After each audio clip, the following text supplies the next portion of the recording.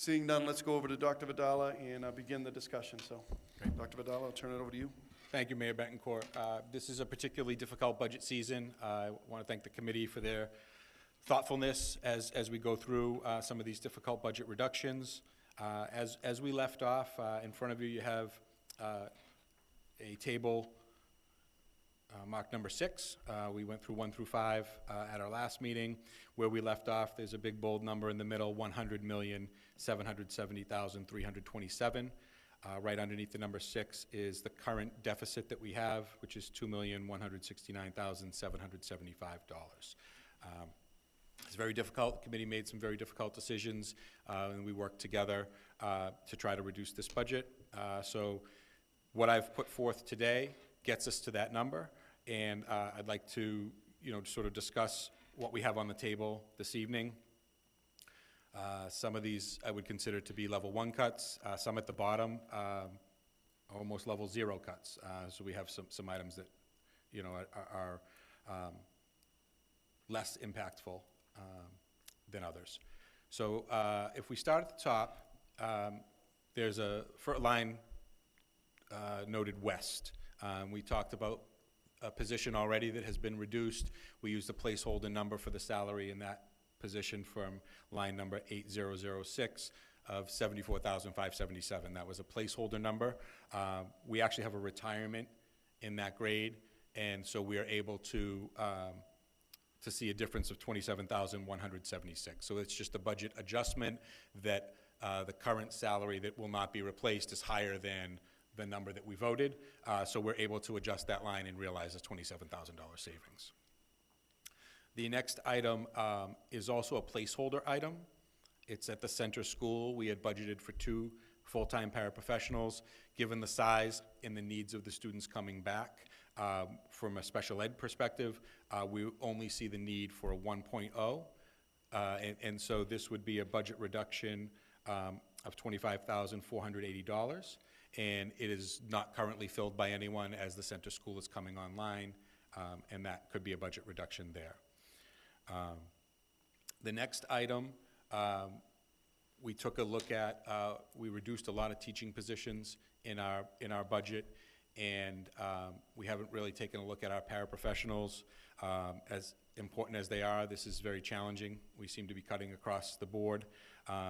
So at the Higgins, we looked at the special ed needs of our students, and we have approximately 5.0 FTEs that could be reduced as we're reducing a cluster, and these are inclusion paras that would not be on IEPs currently, and so we would be able to see that reduction, 5.0, a total of $131,708. That would require staff reductions, but we would work with staff on seniority and transfers. The next item is at the high school. In the 11th grade, we currently have 2 special ed inclusion teachers in the budget. One is for English, one is for math. We have not been able to fill the math one. This is a position that is unfilled. So the recommendation from Ms. Randall and myself would be to not fill that position and to cover that position internally as we've been doing this year. So that would not require. So if you look to the right under the reasons, those 2 lines should be inverted. So this line, 2717, would be a position that is not filled and would not require staff reductions. The one below that, 27021, the 5 positions similar to the Higgins would require staff reductions. So under the reasons, we would need to invert those 2 things. I apologize for that. The last position that I would like to discuss is a position that we spoke about last meeting, and that is here at the Higgins. There is the suspension/crisis support position. On the table last time were 2 positions, and that was a at-large guidance counselor and this position. And Ms. Carpenter asked us, is this something that we could maybe combine?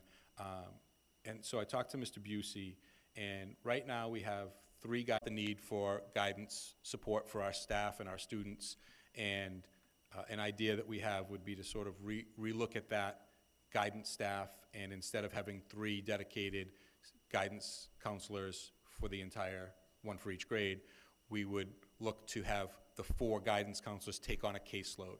So all 4 would have a caseload under this proposal, and our staff to student ratio in guidance would go down, replacing this crisis support teacher.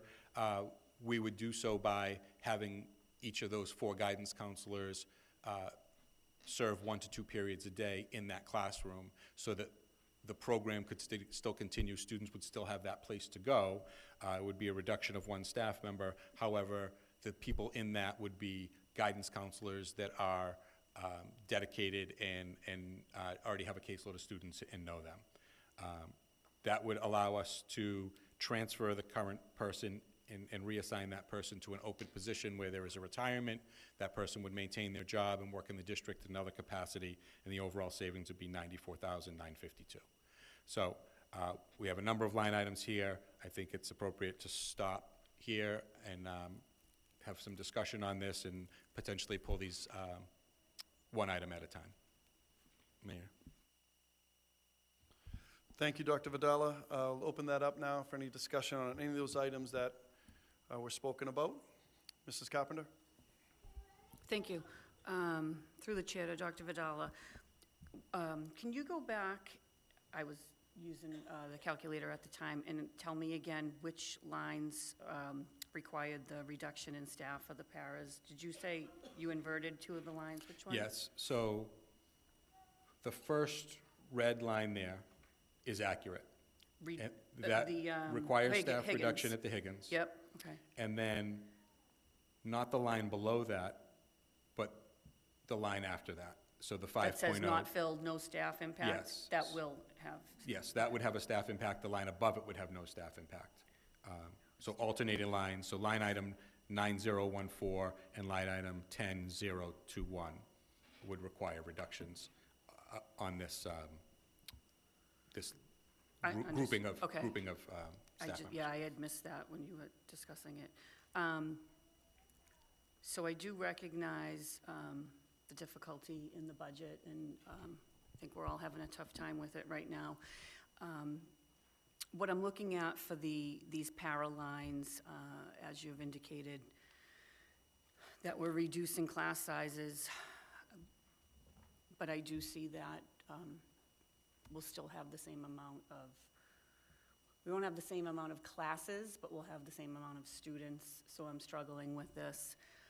And as we've discussed before, if there's going to be something that you don't agree with in a reduction, you should probably have an answer as to how you're going to fund it. I think most of us might have gotten an email today from somebody offering a suggestion about the contractual size of our schools and having assistant principals in them. And at this time, you know, I would offer that we keep the paras that are listed that would require a reduction in staff and get that funding from the lowest building sizes and have those buildings go back to a working assistant principal to fund that.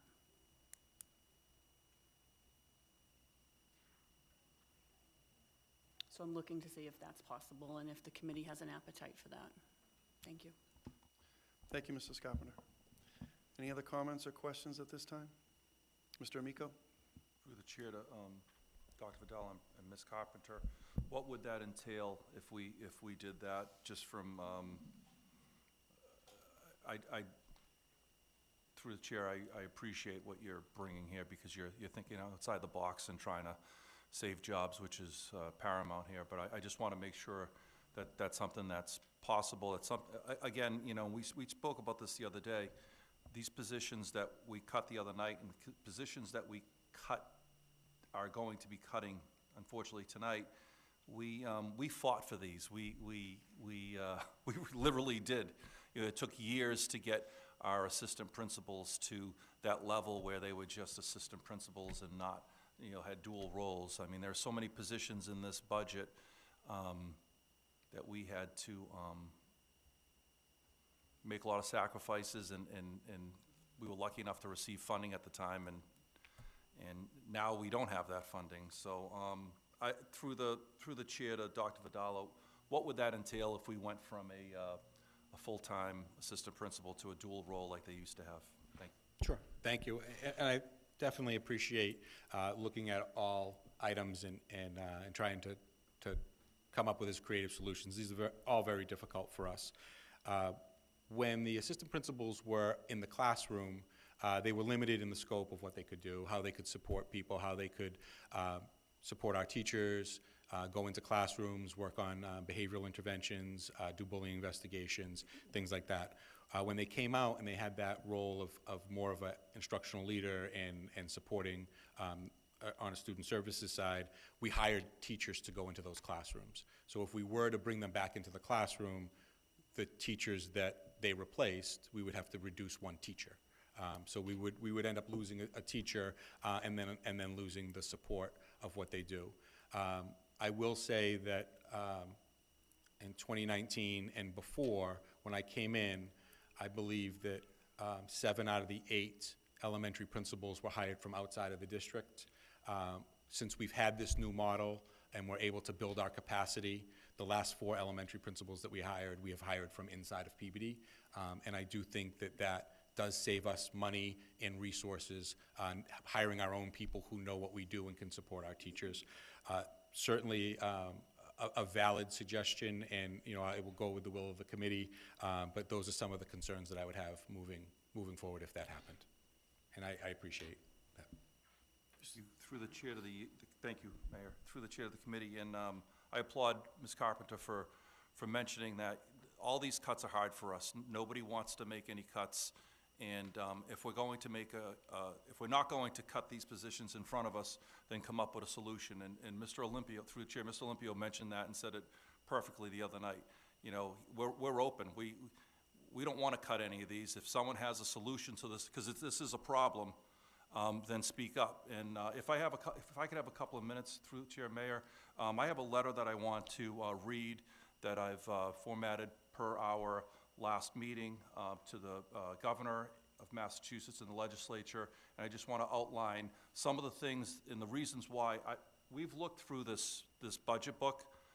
There's nothing in here to cut, as far as I'm concerned, and I agree wholeheartedly with Mr. Olympio. He couldn't find anything, and I'm not, not yet. But this is a very, very difficult budget, and next year's probably going to be a difficult budget. We need some major relief above us, and I'm going to outline a few things that hopefully can happen. If they can't happen, we're going to be in the same position next year as we are this year. So at the last meeting, I mentioned that online sports gaming generated $93.6 million in January of 2025 alone. Marijuana sales grossed $1.64 billion last year. The projected millionaire tax is $2.5 billion this year and a projected $2.6 billion in 2026. MCAS cost, at the lowest point, $150 million to generate, just to generate. $150 million for a test that no longer is required for graduation. Okay, so I formatted a letter that we took a vote on, and if all agree, we can give this to Dr. Vidala, have Ms. Marcarelli put some finishing touches on it and send it to our governor and state legislature, and I'll just read it quickly. Dear Governor Healy and the respected Massachusetts legislatures, we are writing to respectfully ask you to reconsider the continued use of MCAS standardized testing in our public schools and to advocate for reallocating those funds towards student programs such as mental health services, nutritional support services, and daily recess for all students. Millions of dollars each year are still spent on MCAS directly and indirectly that could be better used for important programs that our schools desperately need. Accountability in education is important, but MCAS testing has had detrimental effects on our children in schools. This test fails to capture a student's full potential, impairs teachers' creativity, and places unnecessary stress on learners and teachers alike. Many educators and parents are concerned that these assessments prioritize data over learning. Moreover, our teachers can easily create assessments that are more centered on student learning and less expensive. We ask that you implement policies and funding that prioritize the whole child. Mental health services in schools are urgently needed, especially with growing rates of anxiety, depression, and trauma among our students. The pandemic and social media have only exacerbated the situation. Schools, teachers, parents, and especially students deserve better. Similarly, no child can focus on learning if they have food insecurity. We ask that you expand programs to not only feed our students, but also to help them with more nutritional programs. Finally, we ask you to support mandatory daily recess for all students. Recess is a necessity for physical health, social emotional development, and cognitive function. Research shows that unstructured play and physical activity during the school day improve attention, behavior, and academic outcomes. We have never spoken to a doctor or health professional who disagrees with this. Redirecting funds from MCAS testing to mental health programs, additional services, recess, and our budgets in general for all would reflect a commitment to the well-being and success of our children. Thank you for your service and considering our requests, and I have all our names there. Whoever wants to sign on, I can pass that along to Dr. Vidala. But the main point of this is our funding this year is not there, and it probably won't be there next year. It has to come from the highest level, and we need some more funding to save jobs and to save our programs. Thank you, Mayor. Thank you, Mr. Amico. Mrs. Carpenter? Thank you. Through the chair, Mr. Amico, thank you for writing the letter. Please add my name to the letter and my signature. Back to my proposal, I just wanted to say that I recognize that we fought really hard to get assistant principals in the buildings. I was here when we didn't have them. I was on the committee that negotiated to get them. Any way you look at it, you know, it's a difficult choice. My suggestion at this time would be, if the numbers that I have in front of me are correct, the Burke has 291 total projected for next year, and the West has 294. So between those two amounts, it would save the reductions that I discussed on the lines before that. So my proposal, are those numbers wrong? I just want to mention that those staff members would still be employed by us and be in the classroom getting the same salary. And so the savings would be a teacher salary. So it would be the lowest ranking teacher would be laid off so that they could go into the classroom. So the savings may be less than the assistant principal salary, because we still have the obligation to pay the assistant principal salary. Yep. They'll just be in the classroom with a group of students rather than, Well, yeah, I mean, if this is something that's gonna be entertained for a vote, the figure that I have was above that number anyway, so I would need to have the figures, but I just wanted to let you know that this is something that, you know, I would consider in order to save those para positions that will still be in front of kids. And I'm not sure if I'm gonna make that vote just yet until I feel everybody out, until I get the numbers also. Thank you, Mrs. Carpenter. Any other comments, questions on any of the items? Mr. Amico? Just a quick question through the chair to Ms. Carpenter. How many positions would that have saved on your proposal?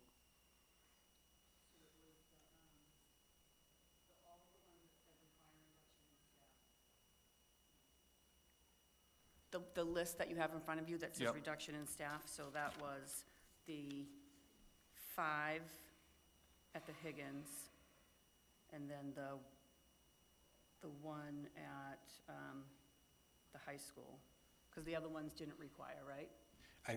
yes. Those are the two lines that would two require. lines. I would So say, 6. safely speaking, in order to do Ms. Carpenter's proposal, would probably take 3 assistant principals because of the price of a teacher. So there would be, the savings would be 3 teacher salaries as the result of the classroom teachers being laid off, so that the assistant principals can go into those roles. So it would probably be 3 teaching positions that could accommodate that salary that you're looking for. And to add to that, I believe it would be less savings as well, because then there's additional health insurance for those additional positions. That would have to be paid. Mr. Ockman? Thank you. And through you, thank you, Ms. Carpenter, for bringing up some alternatives. I don't know if it's Dr. Vidal or Mr. Rip. sorry, line 2246, 046 is an administration line that says it's non-budgeted, but has $50,000 in it.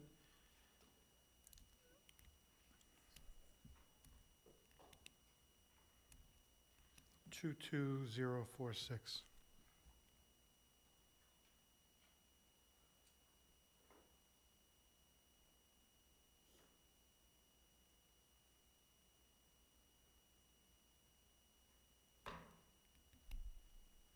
I think it's,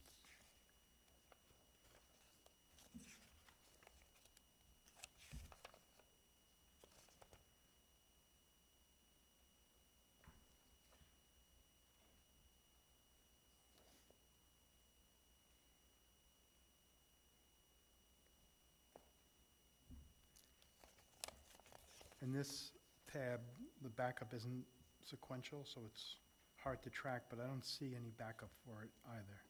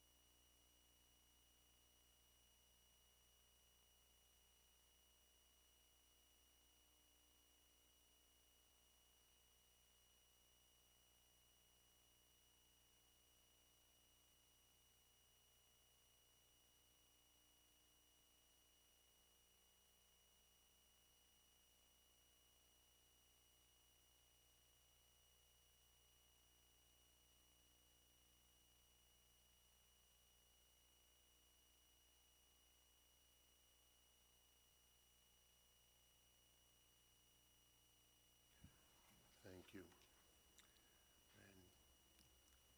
And in fiscal '24, the last full year that has closed, in that line, $52,135 was expended. The expectation is to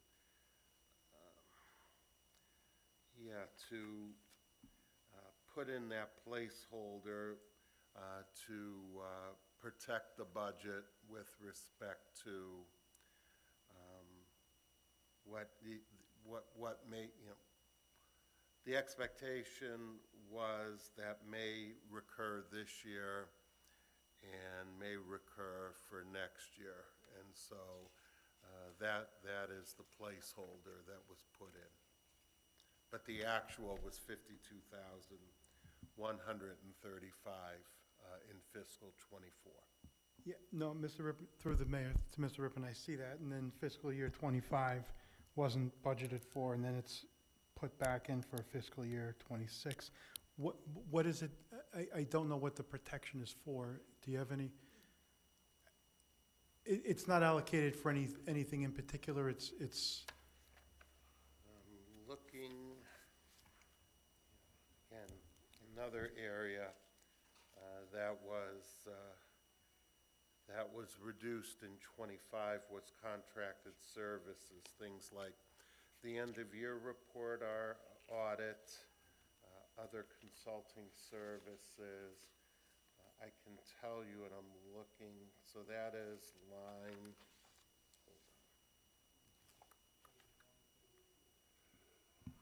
22,031. yeah. Yeah, I see that there's some significant reduction in that from the '24 budget to the '25 budget, and then the amount that was allocated in the '25 budget is carried over to the '26 budget, so I assume that we're not over on that line. And the same, actually, there was an increase in the 22032 line from the '24 budget to the '25 budget, and then Correct. the amount allocated in the '25 budget is carried over to this year's budget, so again, I assume that there's no overage on that line. In the budget that has 32,500, Yep, We spent a tenth of that so far, 3250. But the line above that, at 15,000, we've expended 97,744. And so, Okay. yeah, I guess I'm respectfully requesting that we leave that 50,000 in there for next year. I appreciate that, and please don't take this motion with any disrespect. But we're in a position now where we're talking about people's salaries and people's jobs. So I know we take risks, and I'm not a big fan of that. But when I see an unallocated line, I think I need to, in this fiscal climate, I think I need to, and will make a motion to eliminate line or not fund. I won't eliminate the line, but not fund line 22046. So moved. Second.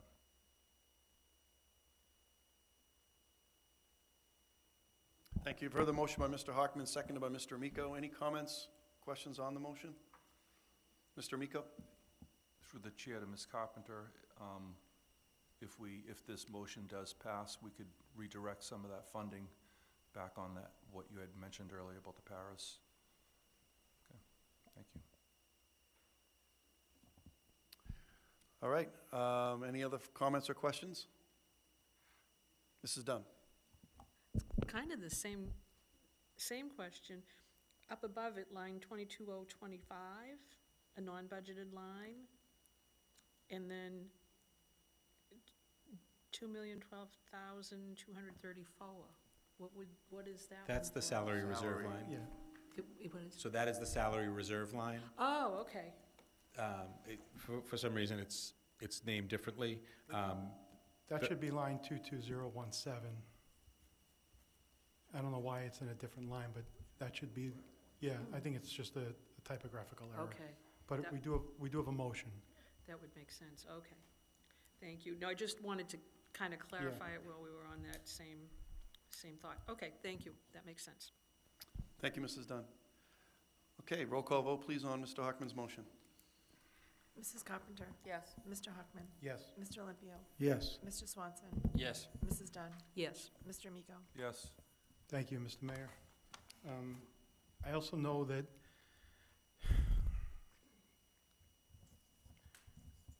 during the course of my time here, and several of you have been here during that time, we've taken measures to improve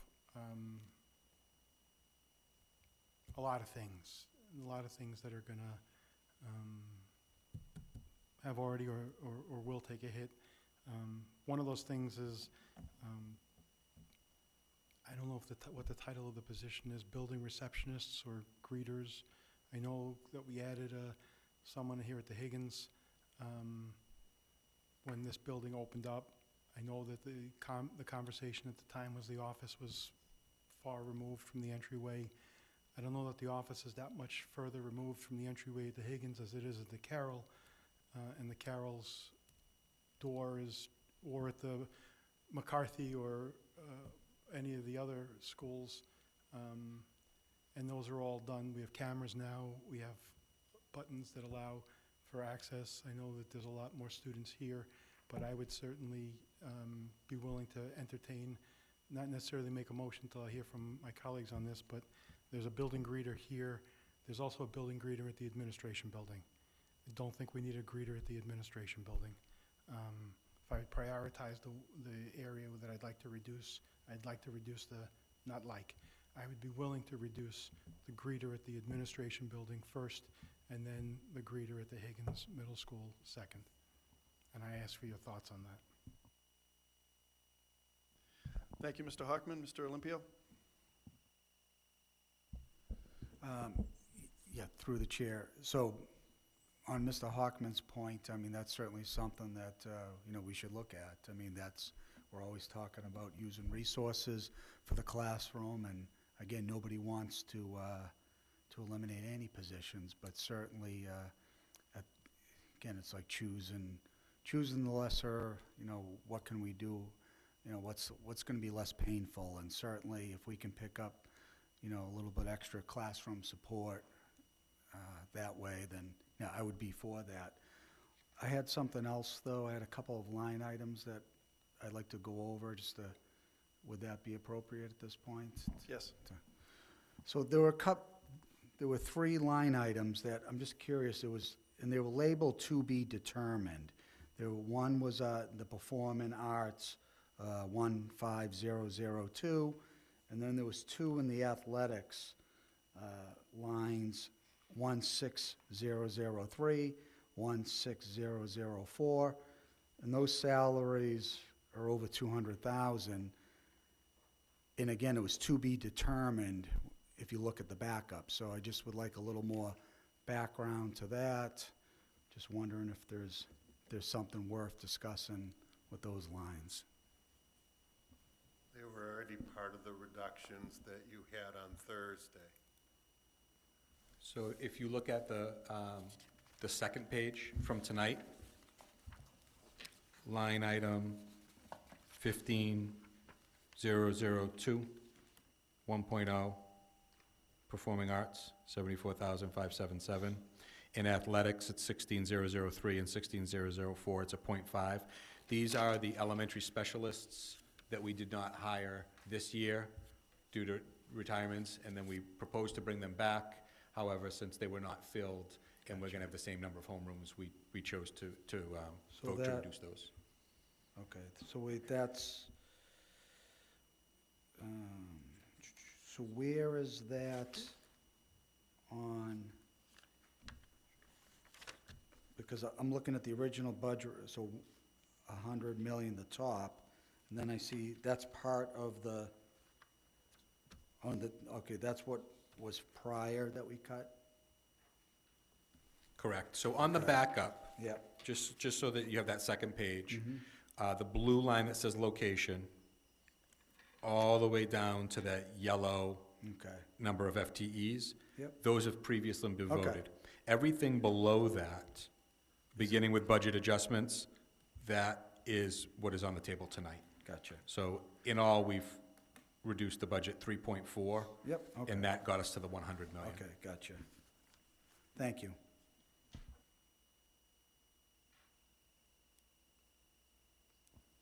All set, Mr. Olympio? Yep. Yes, thank you, I yield. I'll open it up. Any other comments at this time, Mrs. Carpenter? Thank you. What was the total amount of Mr. Hockman's suggestion? And what would that look like? Who would take over? I think I know what that looks like at admin, but at Higgins.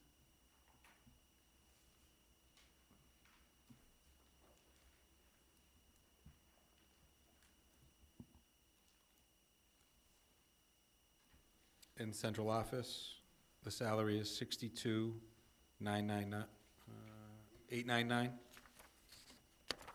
And at the Higgins,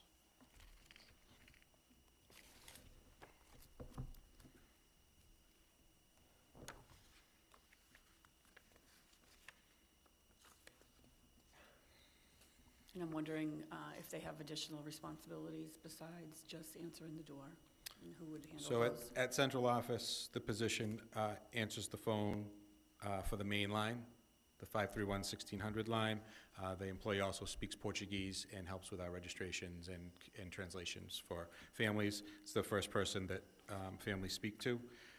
Here at the Higgins, it's building security and part of the clerical team. I can get the salary for the Higgins.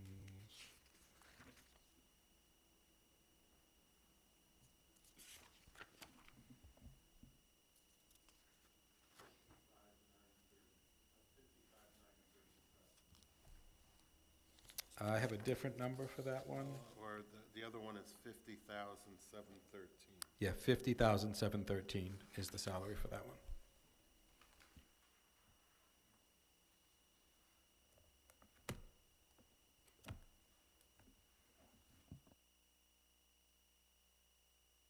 You all set, Mrs. Carpenter? Okay.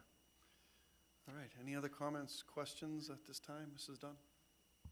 I'll be honest, on those 2 positions, I would not be able to support cutting them because of the duties that they are performing.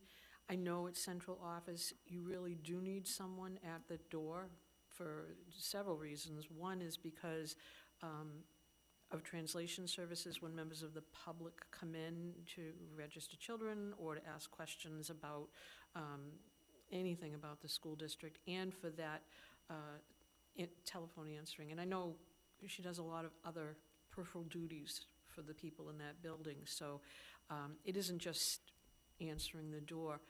At the Higgins, I firmly believe we need someone closer to the door, the way we have set that up, because in all of our other schools, if someone came into a school and tried to bypass the office, it's a different situation. Here at Higgins, when you come in the door, there are areas that you could absolutely get into before you even had to come near the main office. And the person at that door is issuing passes to let someone in, or making sure that someone's appropriate coming in. They have to notify someone at the office if a person does try to come in and they're not allowed. There are a lot of other duties at that door. It's very similar to up the high school, except the high school has a different system, but we had to put both of those in for safety reasons, so I don't think we could cut those people. Thank you, Cut those positions, I should say. Thank you, Mrs. Dunn. Mr. Miko? Through the chair, to Ms. Carpenter, I will be supporting this. Was that your, Mr. Hockman, I'm sorry, I apologize. I would support this. I think we're in a position right now where this is a horrible budget, and the most, I don't want to pin people against people, right? But we're in the business of educating students, teachers, paras, people who are educating students face-to-face. And again, I don't want to say this, but I'm going to, are probably the most important people in the building. They're the ones who are keeping the kids safe, first and foremost, in our classrooms, and doing the job that we ask them to do, which is educate these kids. Everything else, as far as I'm concerned, is a nice thing to have to help that along. Okay, but we have a budget here of a deficit of another $2.1 million. I don't know where else we're going to find it. So I applaud earlier Ms. Carpenter for bringing something up, and Mr. Hockman for bringing this up. I would support this. Thank you, Mr. Miko. Mr. Hockman? Thank you. I will say that I agree with Ms. Dunn. I don't want to eliminate these positions, right? We're where we are. The registration department at the central office has a Portuguese-speaking person that is employed there, so it's not as if there would be someone that isn't able to communicate to a Portuguese-speaking family that we're trying to enroll a student if this position, if the receptionist position were to be eliminated. With regard to answering phones, you know, we want to be as personal as possible, right? We want to be welcoming, but I make calls all the day with an automated system, and there are opportunities to hit various buttons on my phone to get a foreign language to speak to. I don't know how that works, but that may be stuff we need to explore for a year or two or three until we get funds. You know, I'd love to keep this position. We all want to keep people in front of children. We all hear about some administrative work it's all important work, but some administrative work that, you know, we have compliance issues that we need to address and we need to satisfy. We have accreditation issues that go along with a lot of the considerations that we're looking at. With regard to the Higgins, I read at the Carroll every week. I was there this morning. I get buzzed in by the secretary there, who's a wonderful person, and I could walk down the stairs through the gymnasium, and I don't know that she's tracking me down. You know, I mean, there are other buildings that you can get into other than the Higgins and get through before you get to the main office to, if you really wanted to. But we do have cameras at each building now. We do have safety measures in place. We've gotten a lot better as a school district at not holding doors open for people as we enter buildings. It happens. Even this morning, a woman was ahead of me at the Carol, and she looked at me and said, gave me the wave, like, I'm not letting you in. And I'm like, I know, I have to ring myself. And thankfully, we have educated a lot of the school community to not be, you try to be polite, but it's not being impolite, it's being safe. So, for 113,000 and change, that's a lot of money. And I'm going to be honest with the committee. I know Ms. Carpenter's talked about these paraprofessional positions. I'm looking at a guidance counselor at the Carroll School. I'm looking at a teacher at the Brown School. So I have, perhaps different focus. Not that I can't listen to, and I intend to listen to Ms. Carpenter make her pitch for some positions today. But those were two positions we cut or eliminated last week that, upon reflection, I'd like to see if we can revisit. So with that, I'm going to make a motion that we'll take them one at a time. Is that a preference, or do you want to do them both? If I could, Mr. Hockman, Oh, I I'm wanted sorry. to speak to this motion. If it's a tie, I will not support the motion. I think these two positions, as Mrs. Dunn said, were put in specifically for safety purposes. They were part of an overall safety plan that we instituted some years ago. And I think that, and I understand this, I do fear that this is like what we talk about when custodians and facilities were in the school budget. These are positions that you can go to because they're not in the classroom, that make it a little bit easier because they're not classroom, they're not in front of students. However, they affect the overall operation of the school. I do believe it's a safety issue that if you're down the hall and you're looking, things can start to slip in terms of safety, in my opinion. Buzzing down the hall rather than somebody actually seeing. I know schools are more attentive now. I think overall we've done a good job with that, but I do feel that these were part of an overall safety, overall condition of the school. They're easier to cut than sometimes a position that's in a classroom, but it does, I think, cause a slippage in the overall operation at a school. And I only vote in a tie, but if it is a tie, I would vote no on these two items. I wanted to speak to that. Mrs. Carpenter? Thank you. In regards to these two positions, I appreciate Mr. Hockman doing the work to identify the funds. I agree with both Ms. Dunn and Mr. Hockman. My question would be, if they were to be removed, is there a rotation or anybody else in the building that can sit in at different times of the day to fill that role to ensure the security? So I would say in terms of central office, no, because of the nature of everyone's position. I couldn't pull somebody out of payroll, for example, to be able to answer the door. At the Higgins, I would have to check with Mr. Busey if they were able to relieve someone from central office, from the main office position to do that. But I know, that position has been vital to the operation of the school. I would have to talk to Mr. Busey, though, about how the day-to-day operations would be impacted. So with that being said, I've kind of, if I can't figure out how something's going to work, I won't be able to vote on it, unfortunately, Mr. Hockman. I'm sorry. And I do respect you finding funds for something that you're passionate about, and I will honor that and not take your homework away from you. But if you do lose any of those votes and the money is there, I will try to allocate them for something else. Thanks. Thank you, Mrs. Carpenter. Any other comments before we go to a motion? Mr. Swanson? Thank you. I would prefer these be, through you to the committee, to Mr. Hockman, I'm sorry. I would prefer these to be each read individually. For the Higgins, Dr. Vidala, we increased the billing access attendance. Is that something they could rotate through? Is that within their purview? I mean, they could be assigned to do what we ask them to do, but then it takes them off of the floor and away from the bathrooms, away from the hallways. They are closer to the students as opposed to, that is a very busy area at the front, where that position is set up. So it just limits the people in the building walking the hallways.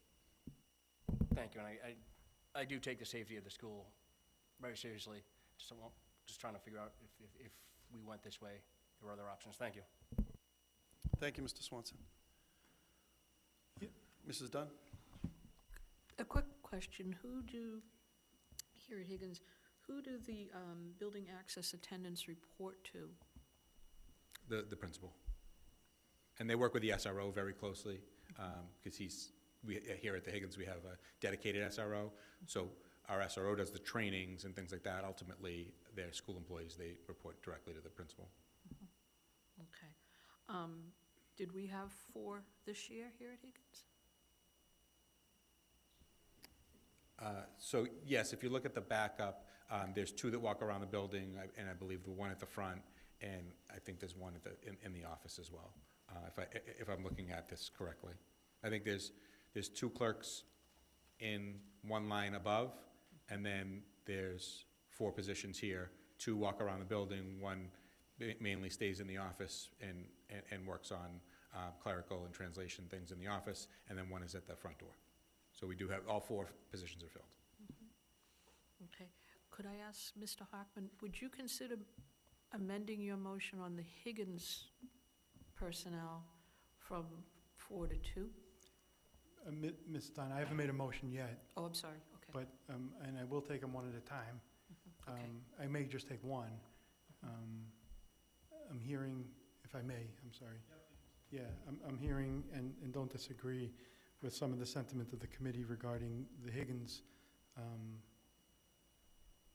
monitor having a greater safety role, but I will make a motion if everyone's done. So I'm going to move that we reduce, I think it's line 22008. Is that right, Mr. Rippon?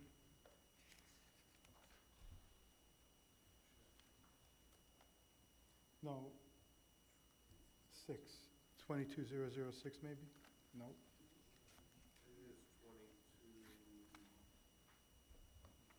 It is 009.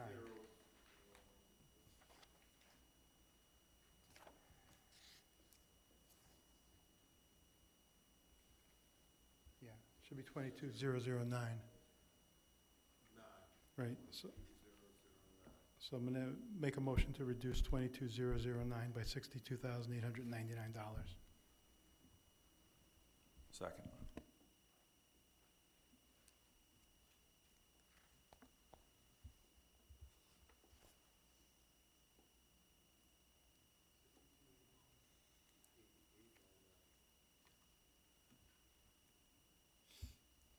Thank you, Mr. Hockman. Do I have a second on that motion? Mr. Amico has seconded the motion. Any comments, questions before we go to roll call? Roll call vote, please. Mrs. Carpenter, Yes. Mr. Hockman, Yes. Mr. Olympio, Yes. Mr. Swanson, Yes. Mrs. Dunn, No. Mr. Amico. Yes. Thank you, Mr. Hockman. You still have the floor. I'll hold on the other area consideration. Thank you.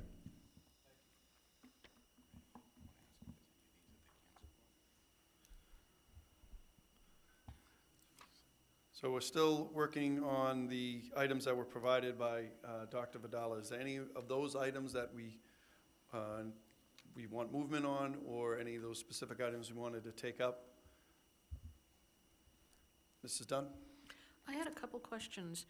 This would be on the special education paraprofessional reductions. At the Higgins, if we reduce it by 5, that leaves us with 2. Am I reading that correctly? It'd be 2 in the appropriated budget, and we have a large number in the IDEA grant. I can ask Ms. Crompton to speak more to that. Okay, that'd be great. Thank you.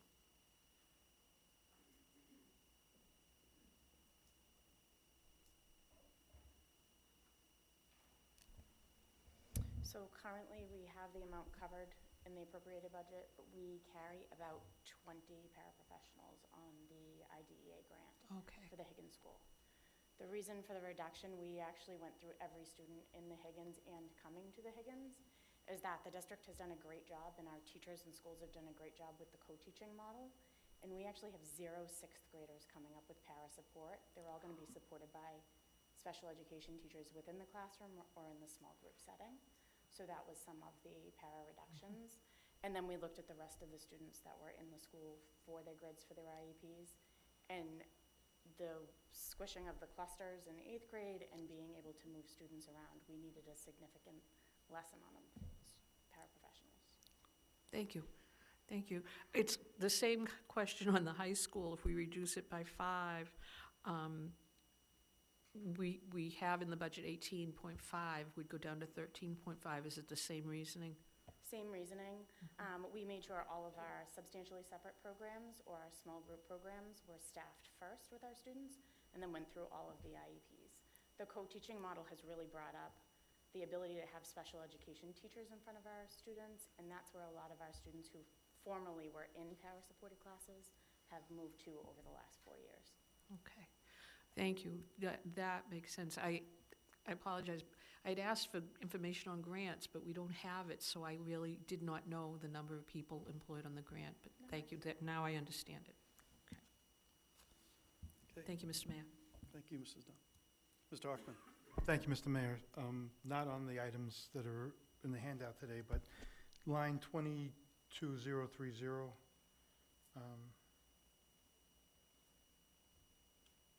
I'm sorry, line 22027, the workers' compensation line. I haven't really tracked. I know Mr. Rippon provides us with quarterly updates on the budget, and I haven't tracked this line in the budget. Is there a particular issue or reason that we're looking at a increase in this line for the 26 budget? Yeah, we're already at $259,441.37. And that's only through 3 quarters. Thank you. Thank you, Mr. Hockman. Okay, any other items at this time?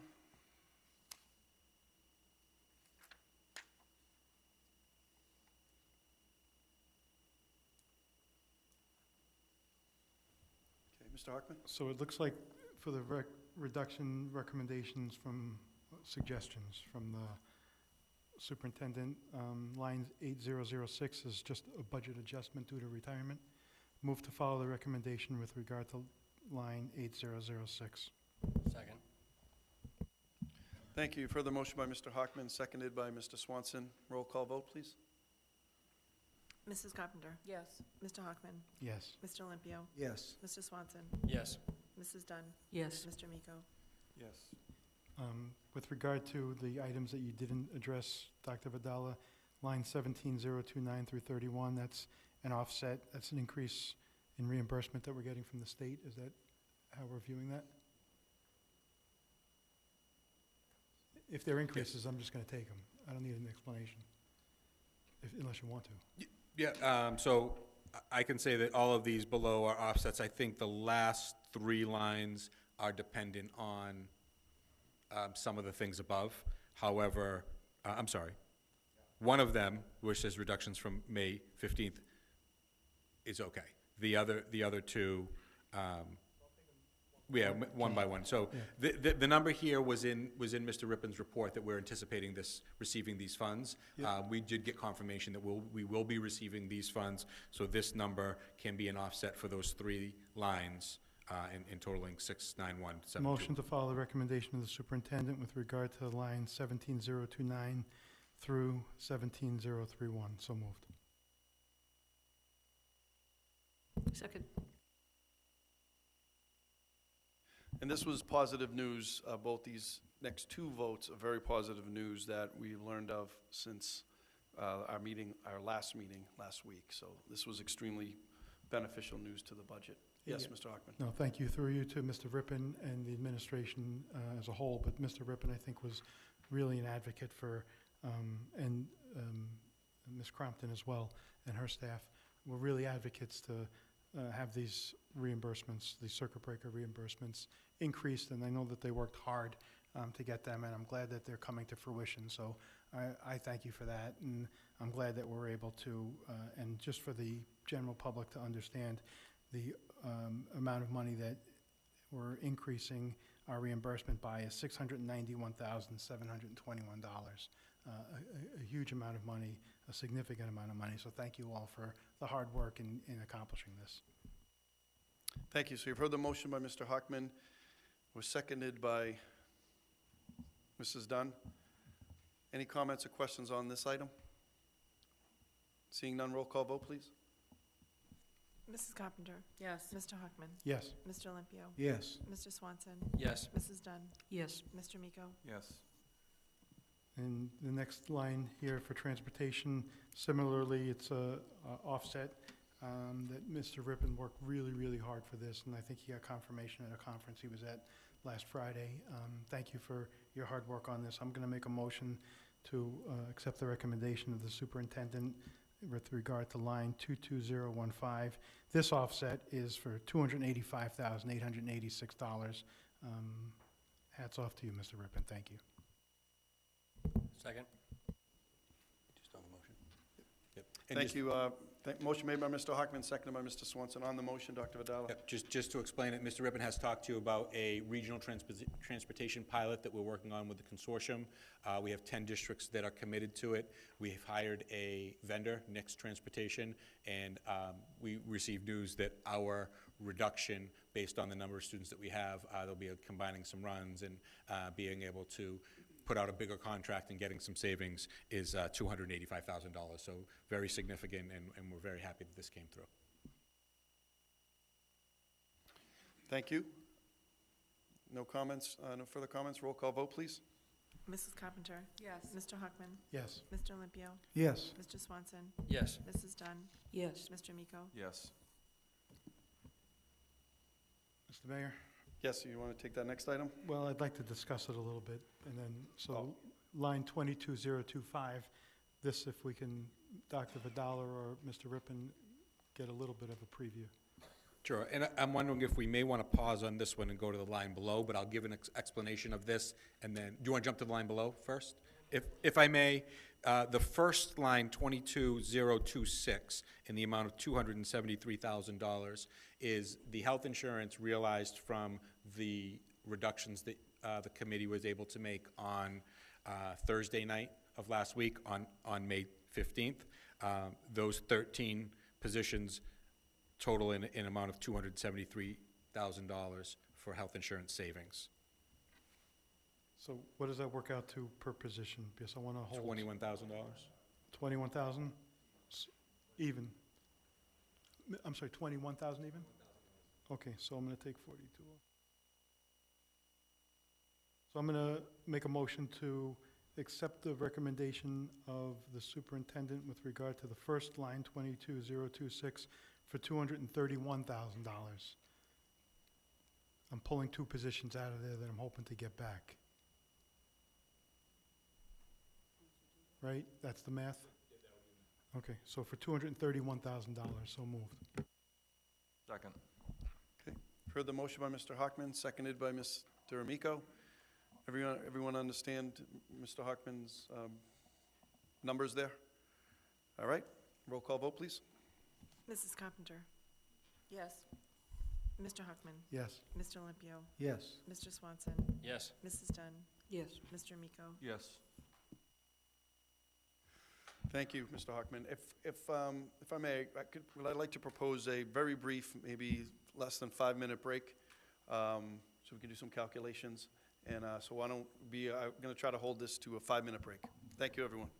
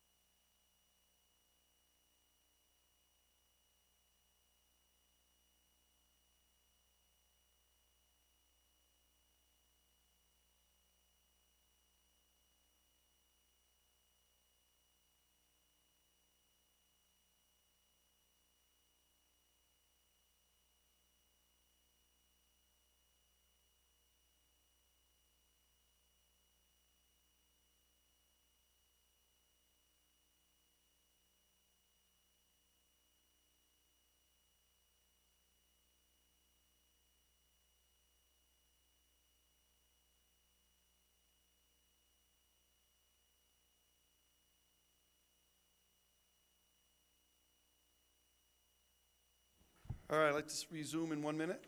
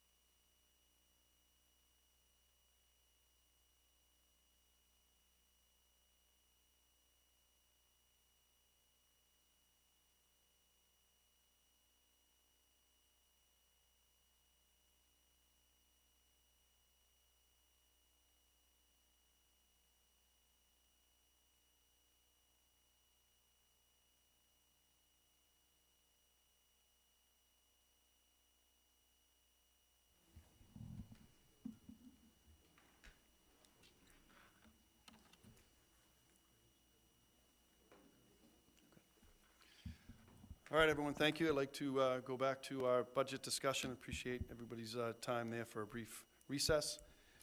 And I think we took a break at a stop in the discussion. So is any committee member like to bring up a topic at this time? It's open. Mr. Hockman? Yeah, thank you. After the explanation that we received from Special Education Director Crompton, I'd like to follow the recommendation of the superintendent for line 9014.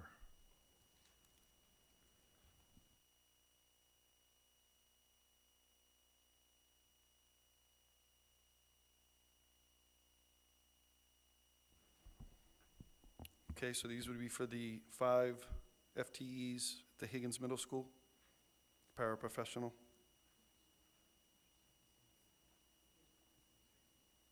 The 6th grade reduction that was mentioned. Mrs. Carpenter? Just a point of clarification on that, because I had spoke about it earlier. Based on Ms. Crompton's explanation, there was a reduction with the 6th graders coming in, and all children that require a para will still have a para, right? Okay, thank you. Okay, is there a second on Mr. Hockman's motion? Second, motion seconded by Mr. Olympio. Any comments, questions before we go to roll call? Mr. Swanson? Thank you. Ms. Could I, for 1 second? Thank you. And this is your area especially, so please. With those numbers and the reductions, does it leave enough of a buffer for anybody coming into the school just that we haven't accounted for yet? Yes, it does. It brings you down to what, about 27 paras for the Higgins? For the Higgins Yeah. school, it brings us, So I might be crossing data here.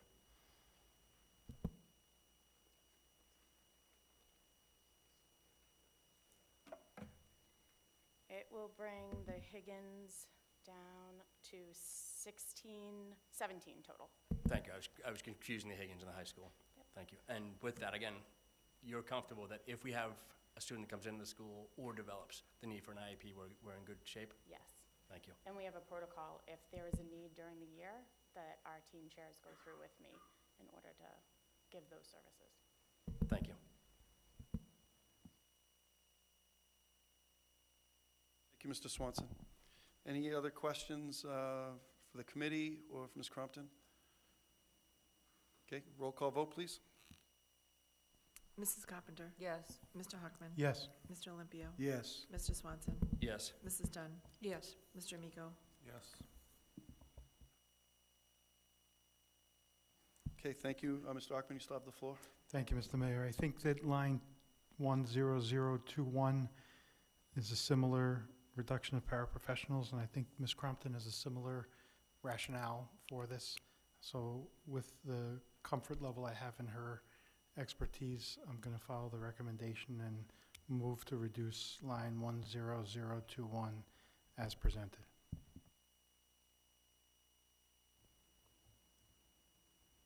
Second. Okay, thank you. Further motion by Mr. Hockman, seconded by Mr. Olympio. Any comments or questions? Seeing none, roll call vote, please. Mrs. Carpenter?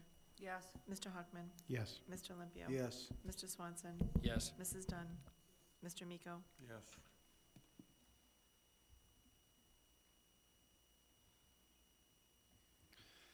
Thank you, Mr. Hockman. I think that leaves us with, in terms of the reductions that were presented to us, line 10017, 17019, and the second 22026, is that?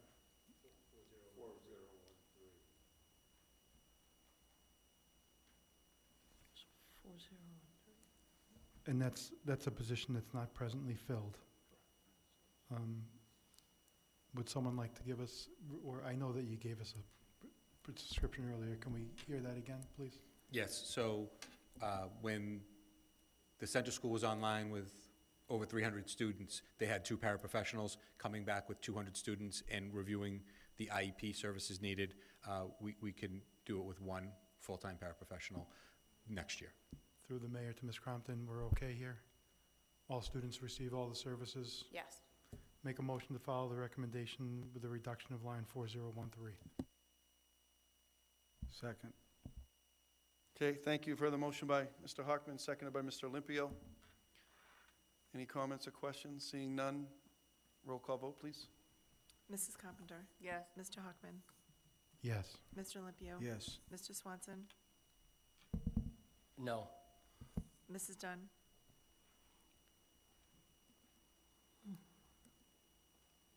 Yes. Mr. Miko? Yes.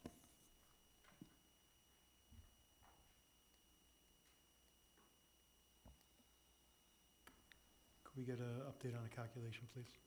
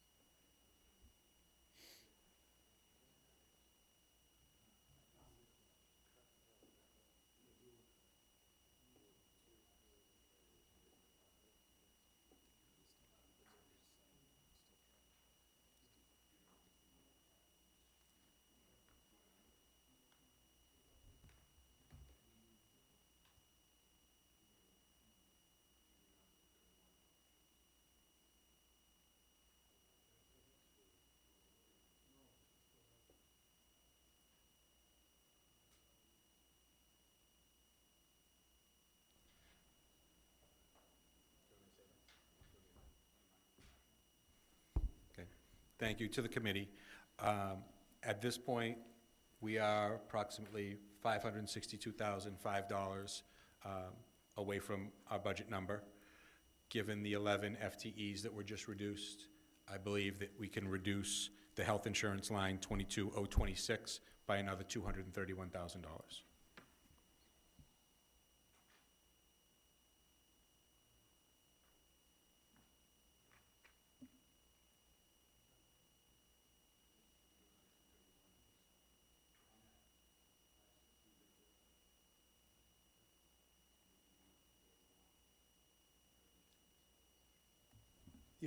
So, I'm gonna, respectfully, if I can, I'm gonna reduce it by $189,000 because I want those two jobs back. So I'm gonna reduce it by $189,000 on line 22026 for now. You understand what I'm saying? I know we have 9 that we can play with, but it's really 7 if I can convince everybody to get the guidance counselor and the teacher at the Brown School back. So I don't want to reduce more than I need to. Looks like you took into account that with the first 273, you cut 2 out of that. Oh, so I see. I understand what you're saying. Yeah, so 231 would be the number that we can take here and without having to, I got you. Can you tell I want those 2 positions back? So make a motion to reduce line 22026 by an additional $231,000.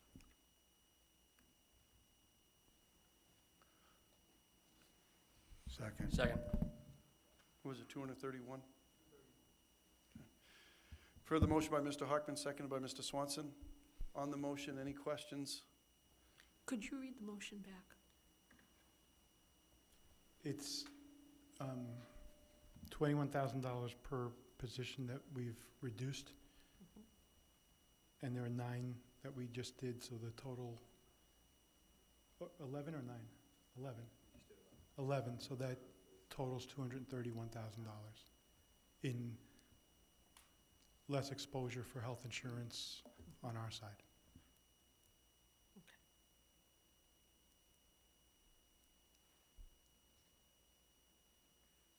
Thank you. Thank you. Any further questions, comments on this?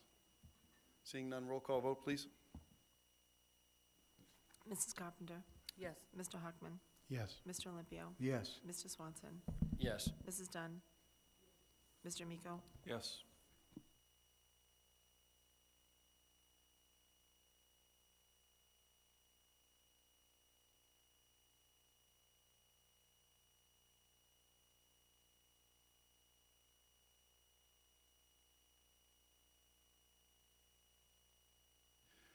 All right. Mr. Hockman, why don't we take up those couple of items? I think those are important to discuss and make a decision on now, because we're getting closer to the target, and I think we need to know where we stand on those 2 items. So one of our first reductions that we committed to was guidance at the Carroll School. And each of our elementary schools has 1 guidance counselor. The Carroll School's population is, I think it was projected in the April 17th report that we got, that it was projected at 557 pupils. It's just impossible to expect 1 guidance counselor to serve 557 kids. We reduced I don't know if it was a 1 FTE or a 0.8 FTE, 1? 1 FTE, 74,570. Yeah, so I just can't, I don't sleep with that one. So I'd like to make a motion that we reinstate a guidance counselor at 1.0 FTEs for the Carroll School. Second. Okay, thank you, Mr. Hockman. You've heard the motion, seconded by Mr. Amico. Discussion on the motion and on Mr. Hockman's proposal. Mr. Amico. Great, thank you. Through the chair to Mr. Hockman, thank you for bringing this forward. I agree with you. Approaching 600 students at the Carroll School, very large group, large special ed group, very large multilingual group. My opinion, they could probably use another, but certainly we'll support this one. Thank you.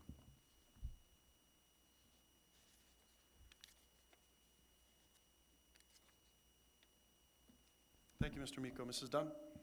I will very happily renew my support for the maintenance of that position. Thank you very much. I'm sorry, Mrs. Dunn, can you say that one more time? I will very happily renew my support for the restoration of that Thank you. position. Thank you very much. Okay, any other comments before we go to roll call? Seeing none, roll call vote, please. Mrs. Carpenter? Yes. Mr. Hockman? Yes. Mr. Olympio? Yes. Mr. Swanson? Yes. Mrs. Dunn? Yes. Mr. Amico? Yes.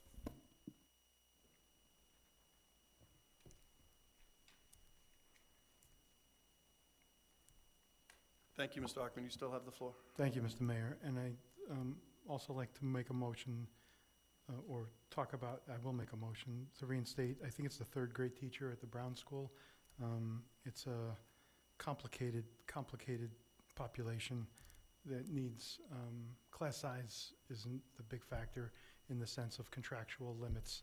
Class size matters because of the needs of the students, and there's a higher need for the students, and I'm not comfortable reducing the third grade teacher, even though class size would be between 18 and 22. I think it would be 22 at the third grade. That's just, for me, too high with the population that's there. And I'd hope that the committee could see it to reinstate that third grade teacher at the Brown School. So make a motion to reinstate the third grade teacher at the Brown School. Second. Thank you, Mr. Hockman. I just wanted to check on the figure, make sure we're all on the same page. Currently $405,582 away. Yep, thank you. No, I wanted to get the number of the position, 74,577. Okay. Motion's been made. Any additional comments? Roll call vote, please. Mrs. Carpenter? Yes. Mr. Hockman? Yes. Mr. Olympio? Yes. Mr. Swanson? Yes. Mrs. Dunn? Yes. Mr. Miko? Yes. You're now $480,159 away. Thank you, Mr. Rippon. Yep. Okay, Mr. Hockman, you still have the floor. Thank you.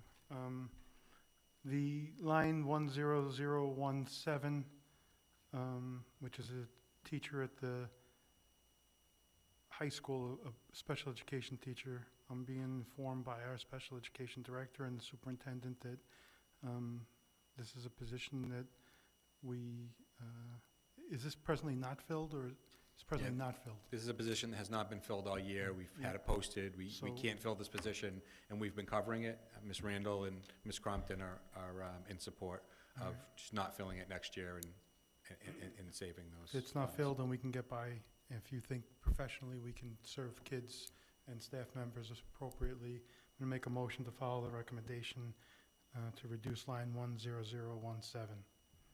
So moved. Second.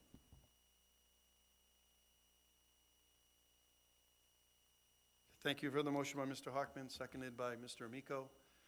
I'll bring this topic up for discussion before a roll call vote. Any comments, questions? Okay, seeing none, roll call vote, please. Mrs. Carpenter? Yes. Mr. Hockman? Yes. Mr. Olympio? Yes. Mr. Swanson? Yes. Mrs. Dunn? Yes. Mr. Miko? Yes. With 21,000 in benefits tied to it, you're now at $394,582.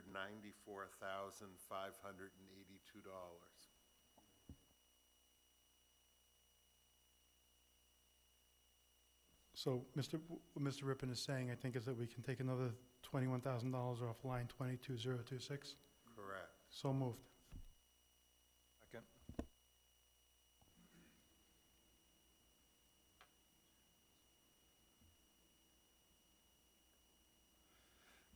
Thank you. You've heard the motion by Mr. Hockman, seconded by Mr. Amico. Before we go to the roll call, Mr. Rippon, could you say that number again? That with this 21,000 reduction, what would that bring us to? $394,582.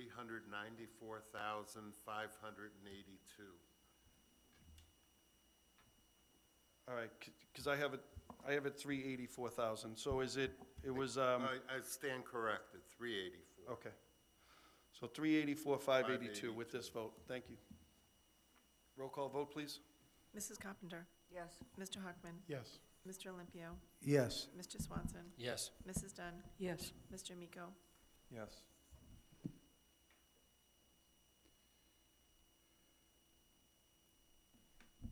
Thank you, Mr. Hockman. You still have the floor. I know we talked about line 17019 last time. I know I've had some conversations with the superintendent since then, and he's provided an explanation for line 17019, the suspension coordinator or, I don't know, person here at the Higgins Middle School. It's something that I'm being told we have guidance support that will be able to offset this position. and clerical support to address some of the concerns that I had last week. So with that, I'm going to move to follow the recommendation of the superintendent with regard to line 17019. And because this is a reassignment position, due to a retirement, this is a larger savings of $94,952. Second. Plus 21, we can take that up next, but this would be also a reduction of a retirement, which would then also save the health insurance on the second vote. So this would be a reduction of $94,952. Thank you. You've heard the motion by Mr. Hockman. It was seconded by Mr. Amico. Any comments or questions on this motion? Seeing none, roll call vote, please. Mrs. Carpenter? Yes. Mr. Hockman? Yes. Mr. Olympio? Yes. Mr. Swanson? No. Mrs. Dunn? Yes. Mr. Miko? Yes. Mr. Mayor, I think we're down to somewhere around 250, 260,000. Is that right? Yes, if you could make a motion for the $21,000 reduction. Yeah, so I'll make a motion for the $21,000 reduction further off line 22026. Second. Thank you. You've heard the motion by Mr. Hockman, seconded by Mr. Amico, for the reduction of the $21,000 associated with, for health insurance associated with that position. Roll call vote, please. Mrs. Carpenter? Yes. Mr. Hockman? Yes. Mr. Olympio? Yes. Mr. Swanson? No. Mrs. Dunn?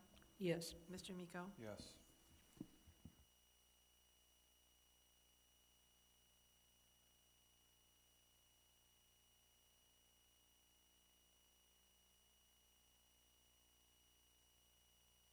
So now I'm going to make a plea to the mayor. We're $269,000 away. We worked hard to reduce this budget by $6 million. We came up short a couple $100,000. I'd like to call it a night. Why don't we take a 5-minute break?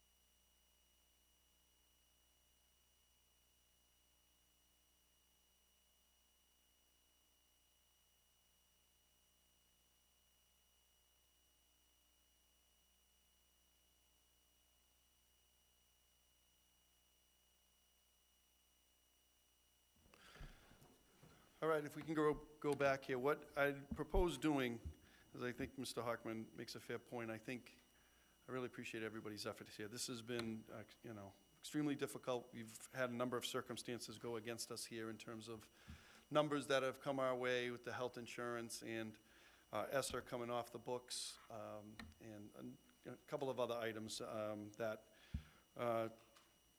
were a little bit higher than what we expected and anticipated. What I would propose, and I think this is a risk that I've spoke with Mr. Rippon about and Dr. Vidala, the salary reserve item was 190 that Mr. Rippon had proposed, or that had been listed here. If we just took the 268 or so and put that into the salary reserve instead and just made that, whatever that number is, 268, 630, I think? 268, 630. Put that into the, it is 22025. It's on sheet number 6. It'll eventually go to salary reserve.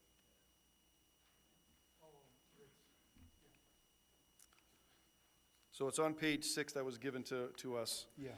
And increasing that from 190, 375 to 268, 630. I think that's a number that works, that can work. And then that would get us to the number we need, and we'd be able to move forward.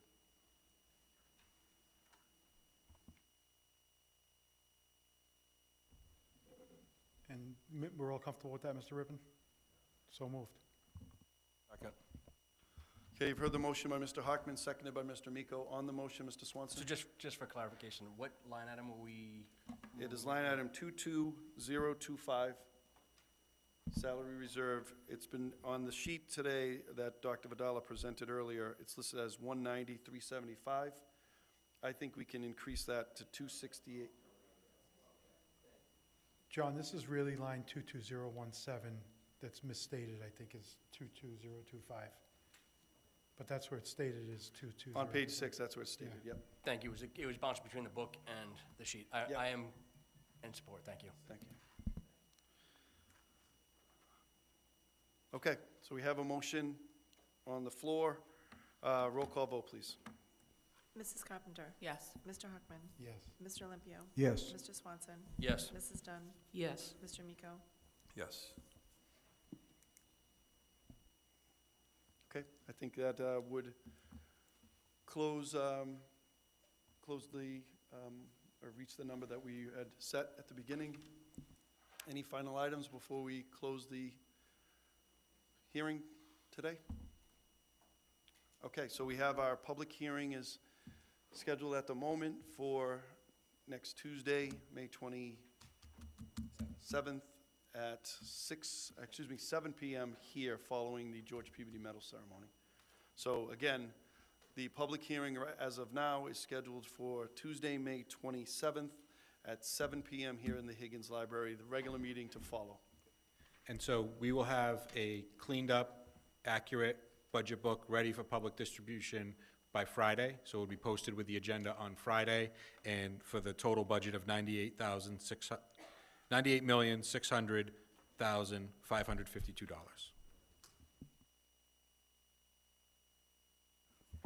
Thank you, everyone. Appreciate everybody's hard work. Thank you.